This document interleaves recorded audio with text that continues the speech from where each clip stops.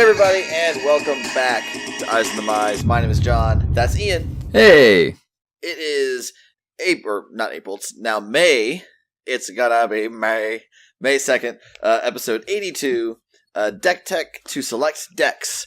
That is an Ian exclusive title that you can only find here. You're welcome. Tongue twisters. Say that 5 times fast. Yeah. Don't actually say that 5 times fast. I mean, you can, but, you know. We don't need to. Yeah. Well, we're going to talk about selecting decks for tournaments because Ian and I both have tournaments upcoming where we are going to be having some fun selecting decks for them. And speaking of tournaments, there are 2 major tournaments that are coming up this weekend, one of which is GP Dallas, which is Dominaria Sealed. Stream starts at the usual times it does for limited events. Saturday it starts at 8 a.m. Pacific, 11 a.m. Eastern, or 3 p.m. UTC, and then Sunday at 7 a.m. Pacific, 11 or 10 a.m. Eastern, and 2 p.m. UTC. And again, this is the first individual limited Grand Prix because we had the team limited last week. Exactly. The commentary team is really fun. It looks like we've got Marshall and Maria on play-by-play, 2 really good play-by-play commentators, with the color commentary team of Kenji Egashira, aka Numatanami, and Pablo Vitor Damaderosa.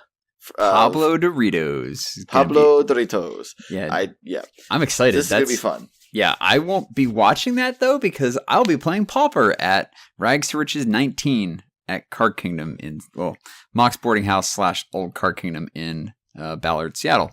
Which is also being streamed at twitch.tv/Card Kingdom at 12 p.m. Pacific. So you can watch Pauper if you want to watch Pauper this weekend. There's going to be a tournament. And they always do a good job with the coverage for Rags to Riches. So, I mean, it's basically the same layout they do for their weekly Legacy and Modern streams. Like, Legacy's on Monday and Modern's on Wednesday. Or Thursday? I don't remember. Either way, they do other streams too. So if you want to get some like weekly Legacy matches in Monday night, check them out. Also, quick aside on the GP Dallas stream, before we get into the main topic. I was talking with Ian before we started recording. So I think what the teams are going to be are Maria's going to be paired with Kenji, and Marshall's going to be paired with Paolo. What the teams that I want to be are Maria with Paolo and Marshall with Kenji. So why is that? Mainly because I know that Marshall and Kenji have they already have chemistry together for being. They live in Seattle They both live in Seattle, and they've done commentary together before. I don't know how often Paolo's done commentary with Marshall. I'm sure it's a non-zero amount of the time. But I would want to put Paolo with Maria because Paolo is, I think it's safe to say that he's the most skilled Magic player of the people who are doing the coverage booth. And I want to see how he plays off of Maria and vice versa, just so that I think that's going to be a more fun team to watch as opposed to Marshall and Kenji. But I don't know. You know what? It's fine. Either way, it's a great coverage team. I'm excited for it. Exactly. It's like choosing between whether you want your steak well done or you want your steak medium well. Granted, those should be both. You're a horrible person. Why would you want your steak well done? Listen, I had a weird childhood. Anyways. It's medium or medium rare, depending on the cut, John.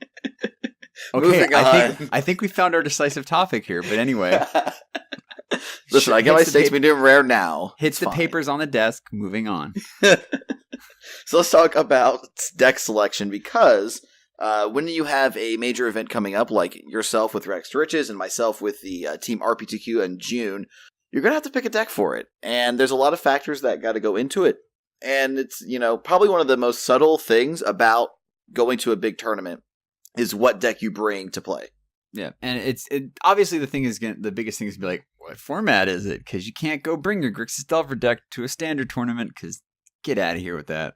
But mostly leading up to it, you're definitely going to want to keep an eye out on the metagame, because that might help you inform it depending on the type of player that you are.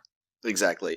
Obviously, this is only going to work for constructed formats. And as much as I loved during, Kaladesh Limit to be like, hey, all I want is to open Soul Ring and go turn 1 Soul Ring into turn 2 Sword of Feast and Famine into turn 3 Haste, Creature Equip and Bash. That's all I want to do with my life. But there's not that much of deck selection you can do for a limited event.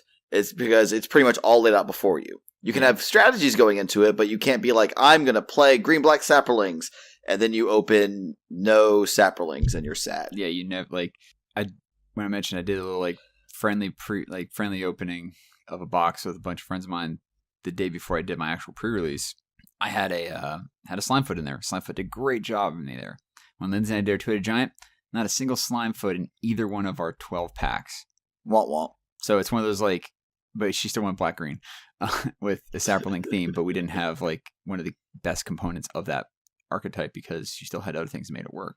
But you can't really be like, I'm going to sleeve up this deck. It's like, yeah, well, what if you want to sleeve, red blue spells, you don't get Natalie's. You're going to be kind of like, I mean, you have a good deck, but you don't have like a great deck. But exactly. Constructed is definitely another thing too, because you remember you're only limited to 4 of named cards besides basic lands. So and rat colonies. Oh yeah, there's that. Yeah, the corner cases, John. Come on, or Shadowborn Apostle if you want to really start splitting some hairs. Of course. Anyway, so those are cards, by the way, that have a clause that says you may have any number of this particular card in your deck. So that said, it really does. And in your case, John, you're actually really kind of limited to for you guys in your upcoming tournament with the team one, because you're limited to, okay, we have some good decks, but they share cards between them and we can't do that. Yeah, like the biggest issue I think is actually going to probably be more on sideboard cards, especially if we end up splitting a color. Because if you have 2 blue decks, both of them are going to want negate. Both of them are going to want spell pierce. Or maybe not both of them, but like negates and like maybe even search for its Canto. Like you can't just sit down and play and say, okay, hey, I have this deck that's playing 2 negates on the board and this deck that's playing 2 negates on the board as well. As it turns out, they changed the rules a few years ago where, your basic lands can be divided however you choose, but your named cards can't be split up. They have to go in one deck only. We do have Unwind now, which is a little difference. If maybe whatever the control deck would probably want to play something like that, because you can, cast multiple counters on one turn. Either way. But yeah, it's weird. But there's different schools. So depending, like format is huge because it can also help you inform how you're going to select your deck. Now, certain formats are known for you pick a deck, you jam it a bunch, and that's your deck. You're known for playing that deck. That might be something that informs your decision. Do you just go in and be like, all right, this deck's been performing well in the last couple big tournaments that have been going on. I'm just going to play what's considered the best deck. Like when Ramunap Red was a thing, you had to figure out how to beat Ramunap Red. So do you play Ramunap Red because it's the best deck in the room? Or do you say, okay, I know most players are going to be playing that. I'm going to play a deck that can beat that one and also have game against whatever else is expected. Alternatively, you can then go to the second level thinking where, okay, if Mono Red's the best deck, and then this is the deck that's best against Mono Red, then I'm going to play the deck that's best against the deck that beats Mono Red, which then gets into the whole rock, paper, scissors thing. And we discussed this previously in a episode about metagaming. But deck selection is a little bit different than metagames. Yeah, and just slightly. And for stuff like that, for metagaming and selecting your decks and stuff, there are some pro articles we're going to have in the show notes. I highly, highly recommend reading them. One's by Tom Ross on how he viewed his thing. It's from last summer in August. And then another one's Brad Nelson's actual retort to that one from September. Basically going over, so Tom is like, I'm just going to basically jam something that, win it modern, like quoting it from the article, is to win it modern, you want to do the most degenerate thing people aren't prepared for. So he kind of like doing these different weird level thinking. And Brad was kind of like, well, he chooses the wrong decks for the wrong reasons because of that particular line of thinking. So therefore, basically he's like, in any given large event, Tom Ross can do well when it's a bunch of players where he puts the onus on the other player to make the tough decisions because he's like, okay, I know this deck, I know this line, bam, bam, bam, bam, bam. Let's see how my opponent reacts.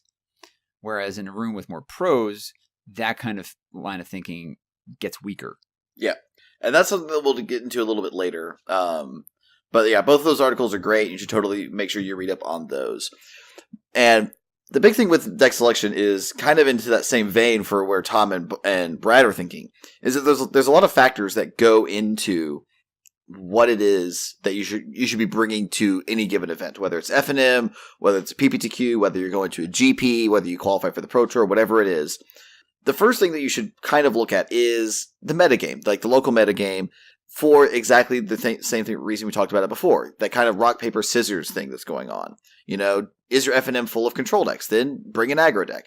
Is everybody at this PPTQ look like they're bringing Fanatical Firebrands? Then bring in, Rekindling Phoenix and the Regal Caracal and Lyra's, Yeah, stuff with make sure life- you stuff have with the life gain. answer for what they've got. Yeah, stuff with life gains. So when you get to like that mid, like if you're able to survive at least a little bit the initial wave of assault, your middle game is going to be, a little bit better. That's the obvious rock paper scissors between aggro, mid range, control.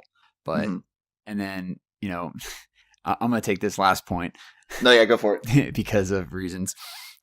So with local metagames, you go to your shop, you might have bought into your $1,000 modern deck or whatever like that. So you're gonna play your $1,000 modern deck. You're not gonna really swap back and forth for your, Thursday night modern or whatever to just get a couple packs or whatever. So you become typecast as a certain deck. And John, you put down the thing about Vinny. Like, Vinny, if there's a tokens deck, the guy's going to play it, right? Vinny is very well known for... Vinny has a very wide deck range, I would say. However, of late, he's been playing a lot of tokens decks. And in fact, he was playing an Obs on Tokens deck right around when Our Devastation came out, but before Ixalan did. And there's a local player who saw him playing it and was like, hey, I think that deck's really good, but I think we can remove green from it. So he and his friends played black-white tokens at the next PPTQ, and they ended up winning it with this black-white tokens deck. And so, it's all about kind of, looking at how players are doing there. I was actually on stream at that PPTQ that I mentioned, and I was playing mono red, and one of the commentators was like, look, John Wells, he's someone, he doesn't shy away from aggro decks. He knows when and where to close the door and make sure that people don't have a chance of getting out of the hole. And I do enjoy myself a good aggro deck, and I do enjoy finding ways to end the game in as efficient way as possible. I mean, I know I'm going to strain a limited for this one, just a hair. But Cube, you're typecast like a mofo into the white weenie decks, just because. Well, I mean, yeah, I do. Well, no, but I'm saying like that's something where like it's a little bit different with limited and drafting, but for a fact that you can 9 times out of 10 you're gonna be able to get yourself a white weenie deck. But you know how to play those white weenie decks because you've played them so many times, so you know the ins and outs of that kind of deck. So yeah, it's typecast, but it's because you typecast yourself into a place where you know how to play it. It's just like watching LSV draft Cube, and he always starts with blue cards. It just happens. Yeah, I mean that's why it's a divination, right? It's true. And to that point, it kind of goes into our next big kind of determining factor for when you're deciding a deck is comfort level. And that kind of runs into that typecast idea, Are you more comfortable playing the aggressive deck or the control deck? Or do you like doing off-the-wall things like combo decks or whatever? Whatever you're most comfortable with should play a role, at least a small one, into whatever deck you're choosing. Yeah. Depending on the format, again, that's I know I keep bringing it up, but it's really one of the biggest underlying things here. Legacy, you're going to want to pick a deck, and you're going to want to learn some of the lines, or at least have a certain type of, strategy. Like, you could say, I'm a Delver player, but inside Delver, you've got more of a burn Delver with blue-red. You've got more of a mid-rangey to, control-y one with Sultai, and then you've got just, like, the straight-up, like, I can do everything toolbox Grixis kind of thing. Yeah. Where within a certain strategy, you might be like, oh, well, Bug looks like it's going to be better this weekend. You might have completely different lines of play, especially when it comes to blue-red versus the other two, where the 3-color or 4-color Delver decks, where blue-red's just looking to burn you out as quickly as possible. The other one's like, yeah, you can have a little staying power. But with the comfort level it gets a little lesser with standard. You can kind of pop back and forth deck week to week, depending on what you think is going to be best for the meta. Right now, the meta is wide open in our current standard. Oh, yeah. I've looked at a bunch of deck lists because, again, going to the Team Unified standard RPTQ, and yeah, standard looks really diverse. Granted, the SSG Classic, it was won by Green-Black Constrictor, but then the next 5 decks were all flavors of blue-white, which is a little concerning, but we'll see how the weekend how the rest of the format shakes out up until the Pro Tour. But there's mono green aggressive decks, there's mono white aggressive decks, there's red mid-range decks. It's a pretty decent format, I would say, right now in standard. Yeah, we have tribal, but not in the tribal you think it's going to be. Yep. It's not merfolk, it's goblins. They're here. There's also mono green beatdown, which is amazing. It looks hilarious. Just playing that kind of stuff. You've got your aggro decks. There's still some gifts decks still lingering around the format. Vehicle deck is kind of trimmed red completely and just gone white black. I mean, some of the old standbys are still there, but there's also there's even mono red God Pharaoh's Gift. Yeah, I mean that's like I guess a further spin on the blue with one. Rowdy Crew. Oh, so that's why it was spiking lately. I was wondering why people were talking about like Rowdy Crew getting bought out. I'm like, why? Yeah, by the way, Rowdy Crew is 2 red for a 3/3 trample mythic from Ixalan. It's a human pirate, I believe. When it enters the battlefield, you draw 3 cards, then discard 2 at random. And if the 2 cards you discarded share a type, you put 2+++ encounters on Rowdy Crew. And Rowdy Crew fills the same void that Champion of Wits does in the blue-red God Pharaoh's Gift decks, where it digs you through your deck and then puts cards in your graveyard so that you can find stuff later. That's fair. But yeah, it's cool. Yeah, I mean, that's kind of weird and interesting, but also I like it in a weird way. It's real fun. Yeah. But so with comfort level and stuff like that, you're going to want to definitely play something that if you don't know the actual deck itself, what's your strategy you're more comfortable with? Like you might want to stray a little bit like that kind of thing. Are you better with mid-range? Are you better with beatdown like John is with that kind of thing? Combo decks. I mean, you're also go combo because you storm. But for me, it's true. I've kind of found myself lately enjoying toolbox, mid-range kind of decks where I can strike fast if I want to, but I want to have a mid-range game. Yeah. And then along the same lines as comfort level, you can't just pick up a deck and play it the next day at an event and expect to do well. You need to put practice in with it.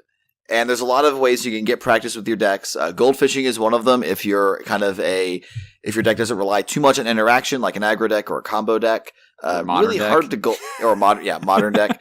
It's really hard to goldfish control decks just in general, but it is kind of possible.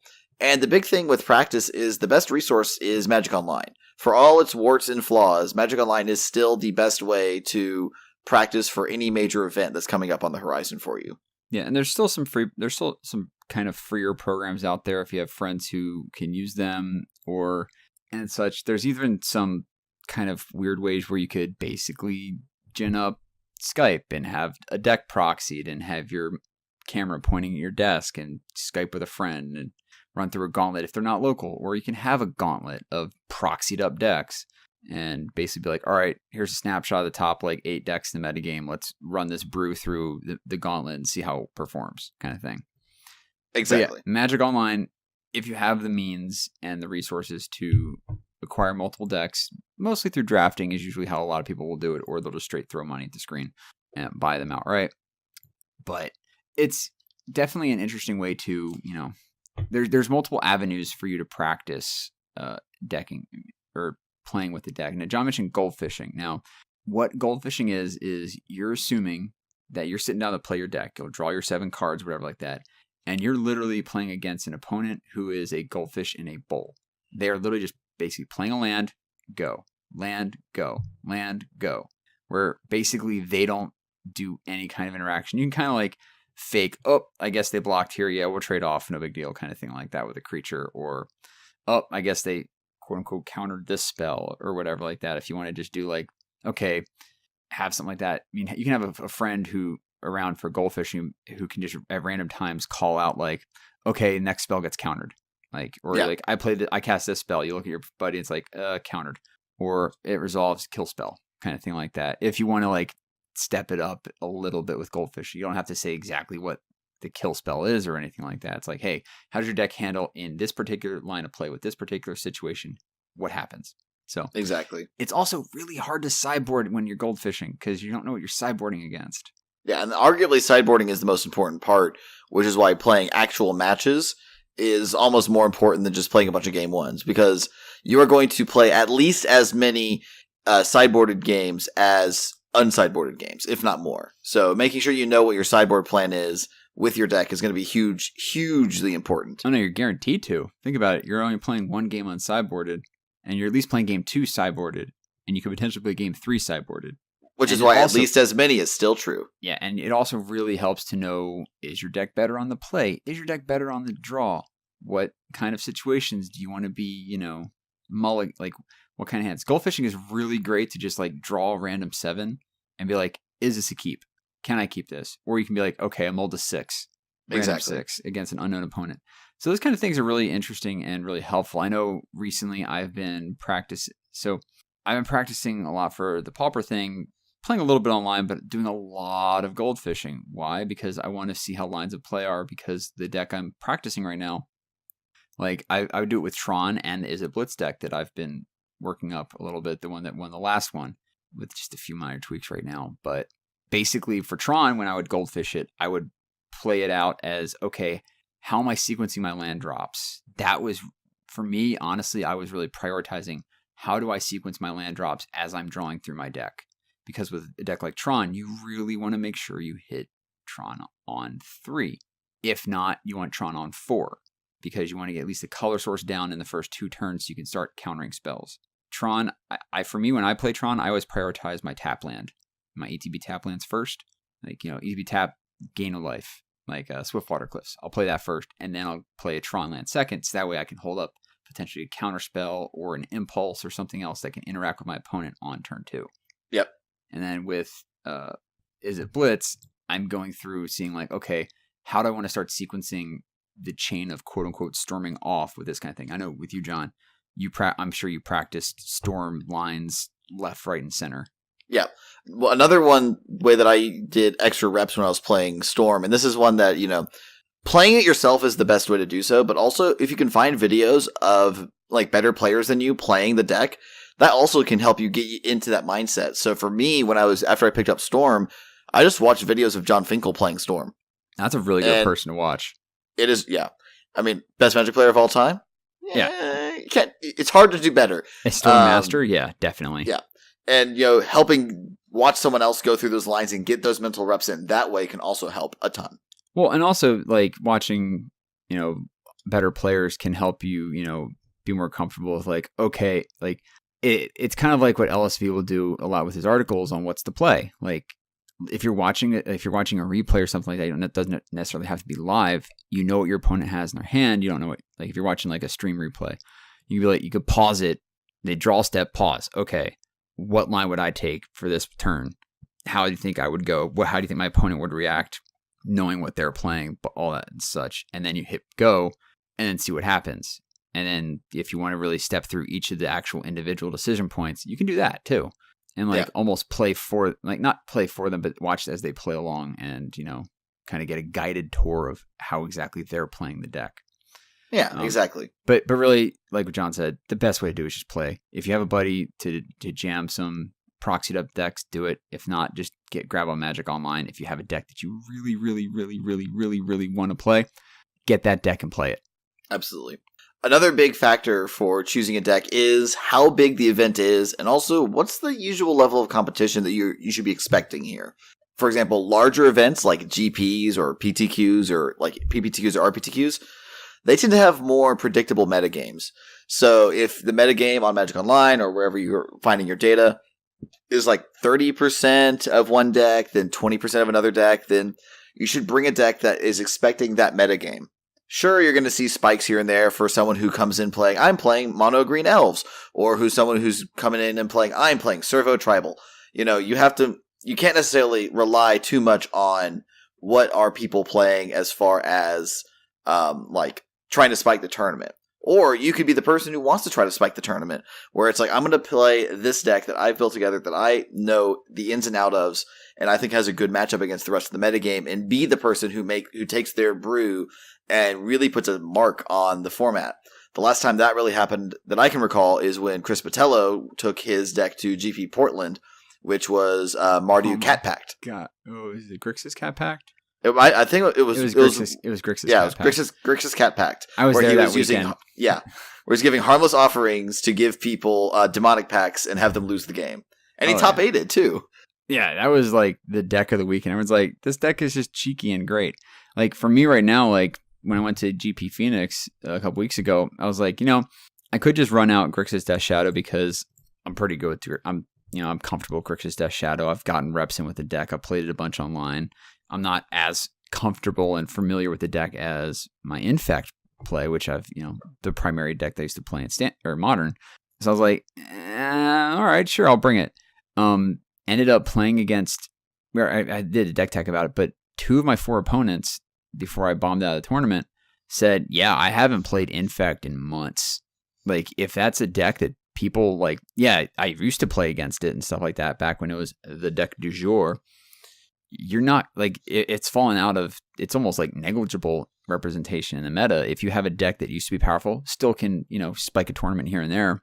If you can get out of the early slog of the initial couple rounds, you might actually have a really good chance with a deck like Infect, because people just aren't going to have the sideboard options. They don't devote 2 or 3 sideboard options like they used to, where we would have, have to worry about spell skites coming in at every sideboard. Nobody runs spell skite anymore either.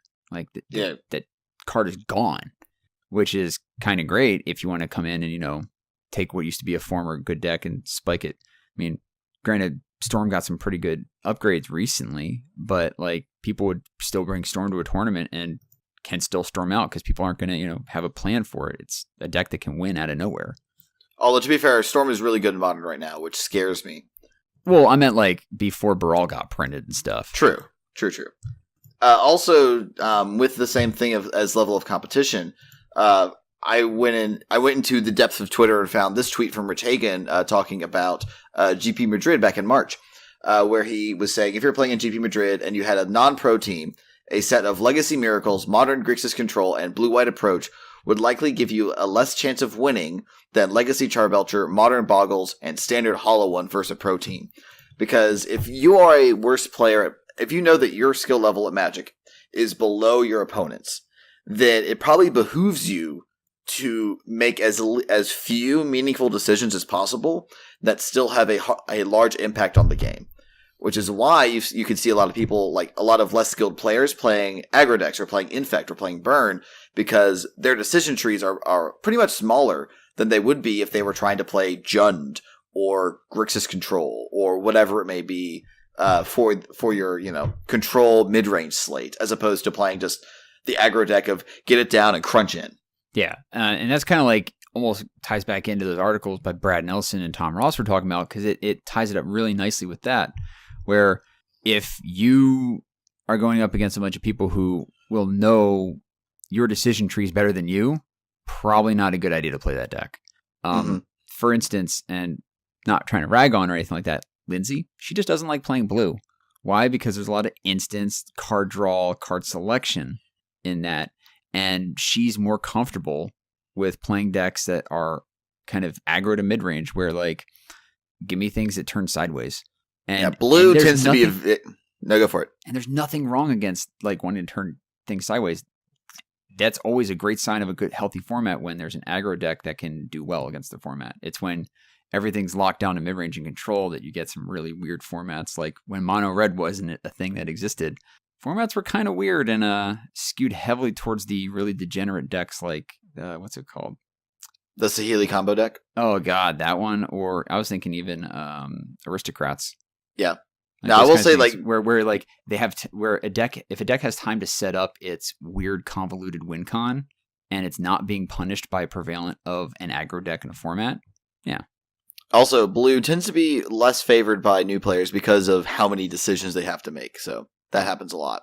Back onto the size of the event, smaller events, you can have your rogue decks perform better sometimes than they're supposed to, like New Perspectives combo in Standard, or Ensoul Artifact aggro from Pro Tour Origins, or Abzan Enchanters from the GP immediately after that Pro Tour, where you have a deck that, nobody expected, and then just ran through that field. And the big thing with the Ensoul Artifact aggro deck, which, if you didn't know, Ensoul Artifact is a 1 in the blue enchantment aura that goes on artifacts that turns the artifact into a 5/5. It was the loading ready run preview card just because it had a giant pair of scissors on it. Yep. And that deck ran through the Pro Tour. Mike Sigris probably should have won that Pro Tour if he didn't end up mulliganing to 5 in the deciding game 3 of his finals match. And after that, never showed up. Yeah, did not do anything after that. Yeah, and in the notes I put, kind of, I don't really like necessarily use the term, but there's really not one better for it, but like an inbred tournament where, like a Pro Tour, for instance, where you are looking at an incredibly small field, and it's going to have a bunch of teams sharing resources, and, they're all looking to crack the format. they're going to kind of come down to the consensus similar deck. Some teams will find a deck that will actually break it, as in the case of Eldrazi Winter. Like the colorless and the blue-red Eldrazi lists that came out during Pro Tour Oath of the Gatewatch were just insane. And they, granted, were able to take a small tournament completely by surprise, but they also had the sticking power to live past those events. The most other recent one that I could think of is during Pro Tour Hour Devastation, where like the week before the Pro Tour, the Blue-White Godfarer's Gift decks just got out there. Oh, yeah. And Zach Elsick, we talked about this before, where like Zach Elsick was like, I was taking this to the Pro Tour expecting no one to know about it. And now everyone knows about it, and they're going to be packing way more hate than they probably they were before. And now this deck is just a terrible decision to take. Yeah, like basically what happened, I guess, I think remember what happened, like some people accidentally, I'll say this about Magic Online results and relying on tournament results, there might be decks out there that you don't know about that are actually just cleaning house because they'll go 4-0 drop to prevent them from being on the 5-0 deck release. I believe this was like a PTQ winning deck, not even like a 5-0 league deck. Well, yeah, no, people had kind of like, one or two people had like it slipped through the cracks, and it was like, oh, that's kind of cute and cheeky. And then the guy took it to a PTQ win and just smashed house, and was like, oh, right. And Zach's like, no. Which they got to a really interesting argument about, information, but that's neither here nor there. But you put also like PPTQs that are smaller and can have the same impact. A deck can like come out of nowhere. Like you could bring your Rogue Brew. If what you're like, again, this comes down to, hey, do you expect to be able to beat any given field? You don't have to worry about the 1,200 person field of a Grand Prix. You're only worrying about a 60 person tournament. Like for me right now, with Rags to Riches. Cap size for the event, 74 people. 72, 74. It's mid 70s. So I know for a fact that I have to beat probably half the people, like expect to beat half the people in that room. Yep. Just once you get boiled it down, like, winnowing out rounds and such like that. So do I want to bring a deck like my Tron deck that I've played a lot of? Basically, since I got into Pauper, I've been jamming Tron, so I could play Tron in my sleep. Granted, right now, it's not the greatest in the metagame, but it's still prevalent. It's still putting up numbers, but it's not winning these Pauper challenges, which happen on a lot of weekends, and basically show kind of like what's the health. Like it's how we basically have to gauge the Pauper metagame right now, is the health of those tournaments. While, what's it called? Tron decks might be represented basically just a hair behind the blue-red Delver. Is it Delver decks in Pauper? They're still not putting up a huge amount of 5-0s as compared to Delver, like blue-red, mono blue Delver, Kadoltha Boros, Stompy, even now Inside Out combo. Boggles is still around and stuff like that. Affinity is a deck that's in every format that it will do well when people forget about it and forget to pack the proper sideboard hate for it. Yep. That's why I'm looking at Is It Blitz. Decks that are casting Ponder right now are basically the best in the meta. It sucks that that's the case, but being able to have the card selection off of a Ponder, which again is a spell that would make a lot of newer players shy away from. You got to look at it. You look at the top. So Ponder's blue sorcery. Look at the top 3 cards of your library, then put them back in any order. You may shuffle your library, and then you draw a card. So if you like what you see in those top 3, you might want to keep all 3 of them. You might like one of the 3 and be like, well, do I goozle myself on two draw steps to get the one card that I really need? And that's where like a Ponder decision tree, people who know how to play Ponder and Preordained, especially as well to a lesser degree, which is a blue sorcery, scry 2, then draw cards. You can actually, it's reverse of Serum Visions. So you actually get to look and see what's out there before you get to draw the card. That kind of deck where you can storm off and everything like that. It might be a better fit for a tournament like that where you might want to just bash through the metagame as quickly as you can and get done. Also to think about with that kind of thing is, do you really want to like go to turns every time with a control deck? Or do you want to have a little bit of break between your rounds? It's really like it's a subtle but underrated thing of being done around in 25, 30 minutes as opposed to grinding to like minute 45 every round. Yeah, exactly. 15 minutes adds up over the course of a tournament. Oh, yeah. And you definitely want to make sure that if you have the chance to take mental breaks so you're not thinking Magic, all day long or all weekend long, depending on the event. And got to eat and drink too. Also that. And then the last factor that is, I put it last on the list only because it's sad that this is one of the big issues that the game has kind of just over the course of its history, and it's card availability. this isn't as huge of a problem in modern or standard as it is for older formats like Legacy or even potentially Vintage, because sometimes you're not going to have access to all the cards you need. Like in Legacy, there are cards that are worth literally more than car payments. Yeah. Like, not even car payments. Like, you could go buy a used car for the price of some Legacy decks now. Exactly. Just because of some cards spiking. For instance, lands. Well, Tabernacle at Pendrell Vale wasn't doing them any favors. No, it wasn't anyway. But now that deck alone, like a bog standard pulling up, GP Seattle, the third place deck, right? Yeah. Piloted by, what was it? Sam Black? Sam Black, I think it was. Yeah, Sam Black's third place Lance deck. Right now, in paper, if you want to go buy it straight up, will cost you over $6,000. One Tabernacle alone's $3K, 4 Mox Diamonds, $1K of that. So, like, there's $4K of your $6,000 tied up in 5 cards. But that's just because reserve list. We're not going to get into that. However, it is a consideration factor of, hey, would you borrow cards, John? Yeah. And thankfully, I've developed the network here locally where, you know, I've got friends who don't mind letting me borrow cards here and there, you know. Like when I played New Perspectives at the PPTQ out in Columbia, Tennessee, I asked my friend Vinny, and Vinny literally just gave me the deck because he happened to have all the pieces available to him.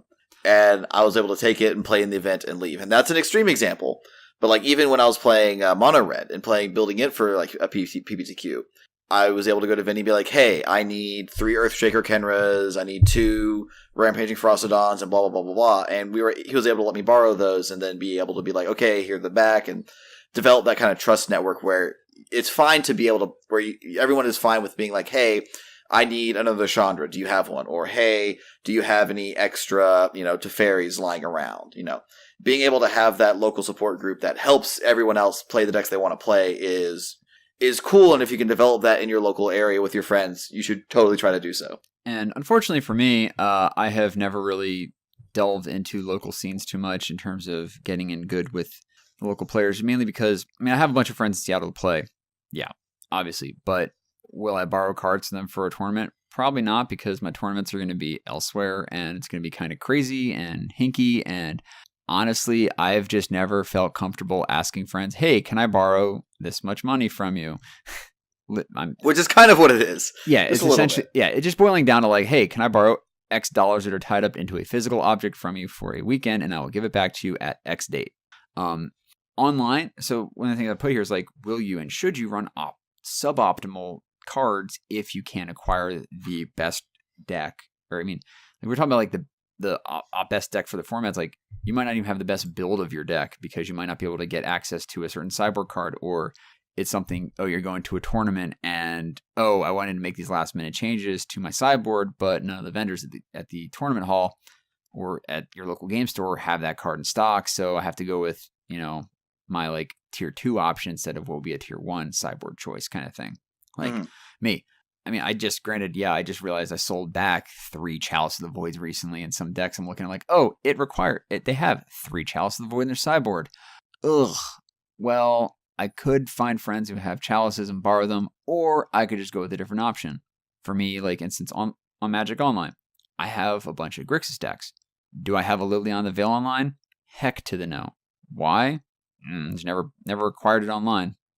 But I'm not going to go and spend $50 for a sideboard card that might be 1 or 2 of eventually in a deck that I'm going to play, that I might not ever play that deck outside of 1 or 2 little online events. So I will go with the cheaper online options. Like I don't have, surgical extractions online. Surgical extractions are ridiculous online right now.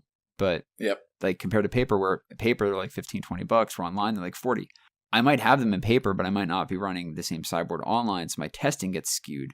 But that's only because of sideboard cards where I know, like, okay, if I had this card, okay, I would have sideboarded this card into this option. Oh, I drew the card that I sideboarded in, but it would have been this in this situation. So I do look at that sometimes when I'm playing it.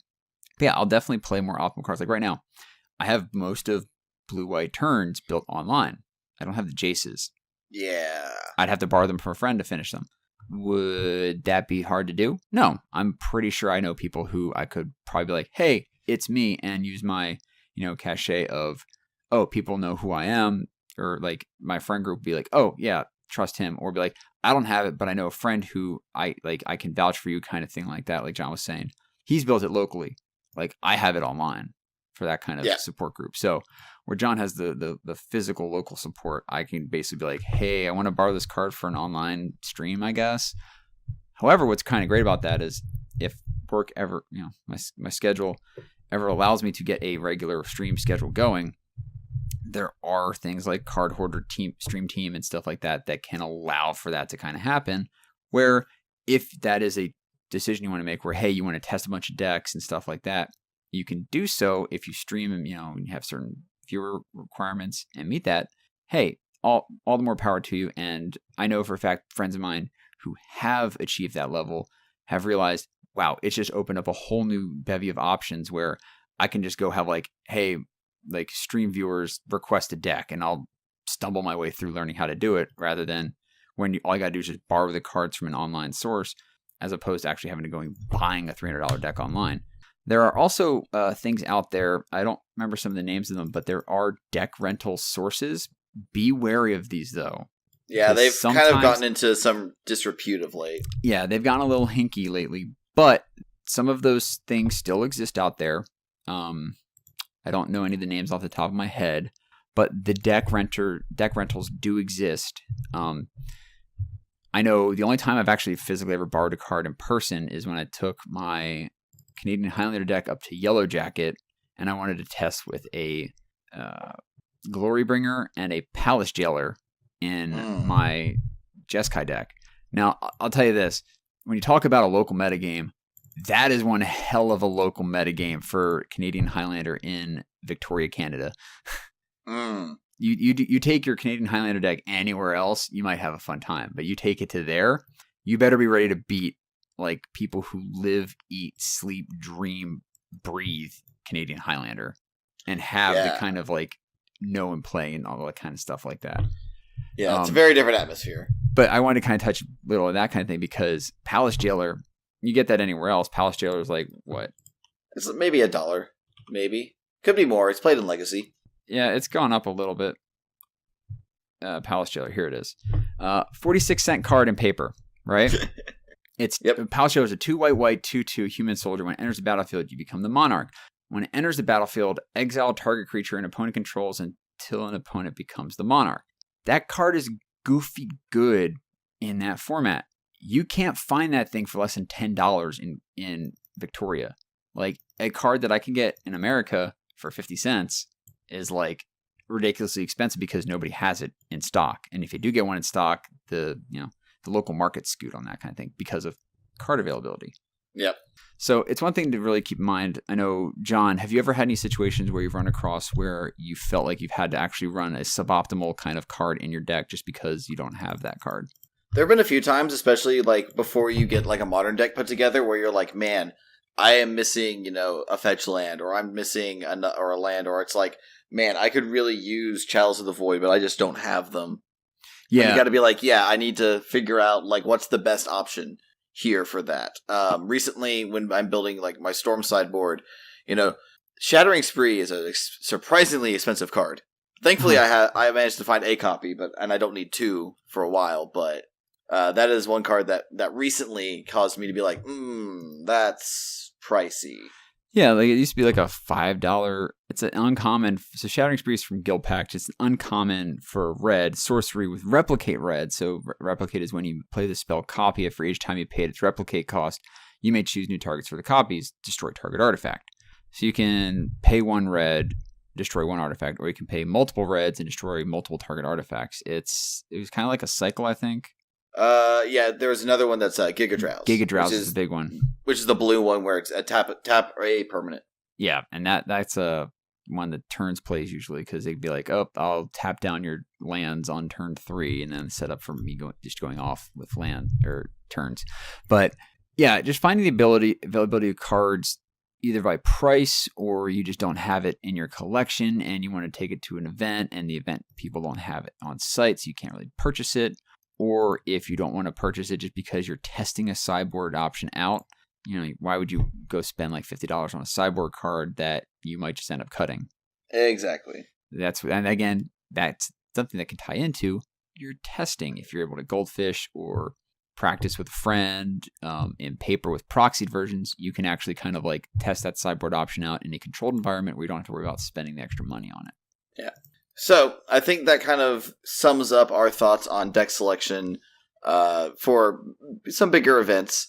Yeah. And again, let's kind of give a little recap. So, like, remember, just look for your local metagame or what the metagame of the event might be. If it's a larger event, so just look at big tournament events or tournament results and online results and stuff like that. MTG Top 8's another great resource because they pull stuff from overseas as well that other sites like MTG Goldfish might not pull from. Your comfort level.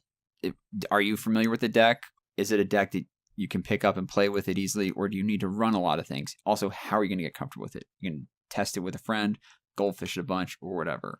Size of the event obviously is going to help in terms of informing, hey, can I take this little weird rogue brew that I had to my store championship, but it might clean up my store championship meta, but just absolutely get trounced at a GP. And again, your card availability. Can you even actually, reasonably purchase and acquire the cards for the deck that you want? So yeah, like for example, a popular card in Standard right now is Walking Ballista, and I just checked its price on Magic Online because I was curious, and it's a $30 card there. Yeah, it's a card. It's a very good card, but a little surprising to say the least. Oh yeah, $15 online for that. So, but yeah, with that said, thank you all so much for tuning in. Ian, if people wanted to find you all on social media, where can they do so? You guys can find me on Twitter at twitter.com/DixonIJ. That's DIXONIJ. You guys can also find me on Twitch at twitch.tv/Dix. That's DIX. Might stream tonight if you're listening to this on Thursday. I'm going to be trying to shoot for one to two streams a week, maybe like an hour or so. I used to do more like 3 hours a night and be like, oh yeah, big stream. But I'm like, I'm going to try just like ease myself slowly back into more of like two streams a week for like an hour or so. Small stream. I need to practice for a GP Vegas because I've decided probably not going to play Modern. I'm probably going to go for we should have mentioned this earlier, but they unveiled the beta booster draft qualifier information where basically there's like 8 different 256 person capped Dominaria sealed events going on. So we'll be playing some sealed. There's a Pauper Championship, and they unveiled that, which is kind of cool. It's like 5 to 6 rounds with a cut to top 8 for that. So I'm looking forward to those things. So I'm probably not going to be playing Modern and now I got to inform my deck choice of which decks am I going to take to that Pauper tournament and such. So, but yeah, look for me streaming with that stuff. John, where can they find you? You guys can find me on Twitter at JWiley129. That's JWILEY129. I'm also on Twitch at the same handle, so if you see me in a chat room, don't hesitate to say hi. I've also, again, been putting a bunch of videos on YouTube under the channel Well of John, and you can find all of those there. And I think that kind of does it for me. We just did a big Magic meeting yesterday where we did a pick order for Dominaria. We're going to kind of keep that in-house for a little bit, as well as talking about the RPTQ, because that is coming up faster than we want it to be. Yeah, get cracking on that deck selection, buddy. Need you on the Pro Tour. we are. We're leaving no stone unturned. Good. In any case, thank you all so much for listening, and we'll talk to you all next time.